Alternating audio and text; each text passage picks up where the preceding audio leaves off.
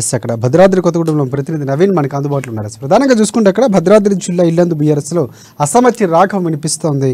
హరిప్రియకు ticket కేటాయించడంపై సీనియర్లు అసహనం వ్యక్తం చేస్తున్నటువంటి పరిస్థితి. టికెట్ అంశంలో మంత్రి హరీష్ రావును కలిసేందుకు హైదరాబాద్ సీనియర్ నేతలు వచ్చినటువంటి పరిస్థితి కనిపిస్తుంది. దాదాపుగా ఎంతమంది వచ్చారనేది కూడా పూర్తిగా అప్డేట్స్ తెలుసుకుందాం.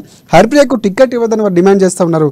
హరిప్రియకు తప్ప టికెట్ ఎవరికి ఇచ్చినా మేము సపోర్ట్ చేస్తాం, ఖచ్చితంగా గెలిపించుకుంటామని చెప్పినటువంటి పరిస్థితి కనిపిస్తుంది. ప్రధానంగా హరిప్రియకు వద్దనడానికి ప్రధాన రీజన్స్ ఏంటి, అక్కడ ఉన్నటువంటి పరిస్థితి ఏంటి, ఎంతమంది హైదరాబాద్ వచ్చారు, దీనిపై పూర్తి అప్డేట్స్ ఏంటి చెప్పండి నవీన్.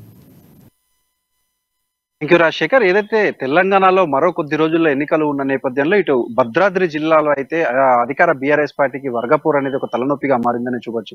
ముఖ్యంగా మనం చూసుకుంటే మొన్న భద్రాచలం నియోజకవర్గంలో అధికార బీఆర్ఎస్ పార్టీలో ఒక వర్గపూరు ప్రారంభం కాగా ఇప్పుడు అంటే గత కొంతకాలం ఇల్లందు నియోజకవర్గంలో చూసుకుంటే గత కొంతకాలంగా నడుస్తున్నటువంటి వర్గపూరు ఈ రోజు ఒక తారస్థాయికి చేరిందని చెప్పొచ్చు. ముఖ్యంగా మనం చూసుకుంటే ఏదైతే గతంలో అంటే మున్సిపల్ చైర్పర్సన్ గా ఉన్నటువంటి దమ్మలపాటి వెంకటేశ్వర్లు కావచ్చు, ఆయనతో పాటు ఎంపీపీలు, జెడ్పీటీసీలు, సర్పంచులు వీరందరూ కూడా గతంలో ఒక ఇంట్లో రహస్య సమావేశం ఏర్పాటు చేసుకొని హరిప్రియకు సీటు ఇవ్వద్దంటూ కూడా వీరు అధిష్టానాన్ని కోరినట్లుగా కూడా చూడొచ్చు. కానీ అనంతరం ఏదైతే సీఎం కేసీఆర్ ప్రకటించినటువంటి ఈ సీట్లలో ఇటు కొత్తగూడెం కావచ్చు, లేకపోతే ఇల్లందుకు రెండుకి కూడా ఈయన అంటే మరలా కూడా సిట్టింగ్లకే ఇస్తారని హరిప్రియ పేరు అనౌన్స్ చేశారు. కానీ అనంతరం అక్కడ ఇల్లందు బీఆర్ఎస్ లో జరుగుతున్నటువంటి పరిస్థితుల నేపథ్యంలో అక్కడ ఉన్నటువంటి చైర్పర్సన్ దమ్మాలపాటి వెంకటేశ్వరరావుతో పాటు కొంతమంది ఎంపీటీసీలు, జెడ్పీటీసీలు, పార్టీ నాయకులు సుమారు 100కు పైగా నాయకులు వీరందరూ కూడా హైదరాబాద్ పయనమైనట్లుగా కూడా తెలుస్తుంది. ఎమ్మెల్యే హరిప్రియకు సీట్ ఇస్తే మేము ఎవ్వరం కూడా పనిచేసే పరిస్థితి అయితే ఇల్లందులో లేదని,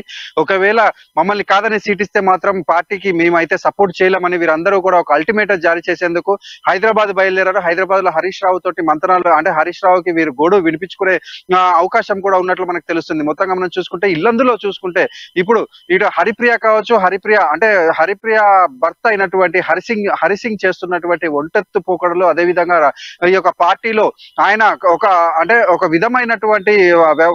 విధంగా వ్యవహరిస్తున్నారంటూ కొంతమంది నాయకులు ఇష్టమైన నాయకులతో ఒక విధంగా, ఒకవేళ వీరికి వ్యతిరేకంగా ఉన్న నాయకులతోటి వారిని ఏ విధంగానైనా కూడా ఇబ్బందులకు గురి చేస్తున్నారంటూ వీరందరూ కూడా హరిసింగ్ పై వీరు ఆగ్రహంతో ఉన్నట్లుగా కూడా తెలుస్తుంది. అంటే వీరు కాకుండా మరికొంతమంది కూడా ఇల్లందు నియోజకవర్గంలో బీఆర్ఎస్ నాయకులు అయితే హరిప్రియ తోటి అయితే పనిచేసే ప్రసక్తే లేదని, వచ్చే ఎన్నికలలో ఒకవేళ హరిప్రియకి సీట్ ఇస్తే మేము బీఆర్ఎస్ కి వ్యతిరేకంగా పనిచేస్తామని వీరందరూ కూడా వెల్లడిస్తున్న పరిస్థితి కూడా ఉంది. ముఖ్యంగా మనం చూసుకుంటే ఈ యొక్క వివాదం అనేది ఇప్పుడు ప్రారంభమైంది కాదు, గత కొన్ని నెలలుగా కూడా ఈ యొక్క ఇల్లందులో ఈ యొక్క వివాదం అనేది నడుస్తూనే ఉంది. అంటే మొదట్లో చూసుకుంటే దమ్మాలపాటి వెంకటేశ్వరరావుపై ఇటు జిల్లా కలెక్టర్ కార్యాలయంలో అసమ్మతి అంటే కొంతమంది కౌన్సిలర్లు అంటే కంప్లైంట్ ఇచ్చినట్లుగా కూడా చూడొచ్చు. అనంతరం జరిగినటువంటి పరిణామాల నేపథ్యంలో వారందరూ అంటే ఏదైతే హరిప్రియకు సంబంధించినటువంటి కొంతమంది కౌన్సిలర్లు ఇటు దమ్మాలపాటి వెంకటేశ్వరరావుపై కంప్లైంట్ ఇవ్వడం, అనంతరం దమ్మాలపాటి వెంకటేశ్వరరావు కొంతమంది కౌన్సిలర్లతోటి వీరందరూ కూడా ఎమ్మెల్యే హరిప్రియ కౌన్సిలర్లతోటి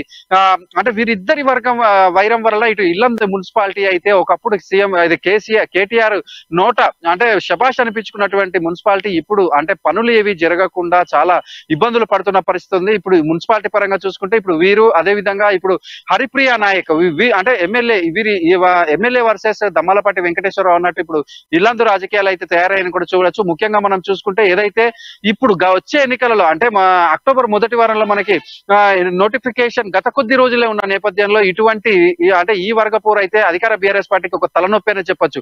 అంటే గతంలో మనం చూసుకుంటే ఈ యొక్క సమస్యను సంబంధించి ఇటు పల్లారా ఈశ్వర్ కావచ్చు, అదే విధంగా తాతా మధు వీరందరూ కూడా అంటే వీరందరి సమక్షంలో ఈ పంచాయతీలు అనేకం జరిగాయి. ఈ వివాదాలు సమసిపోయారని ఇటు పార్టీ నాయకులు కావచ్చు, కార్యకర్తలు కావచ్చు భావిస్తూనే ఉన్నారు. కానీ కొద్ది రోజులకు మరలా ఈ వివాదం బయటికి రావడం ఇది పరిపాటి అయిపోయింది. ఇప్పుడు ఈ యొక్క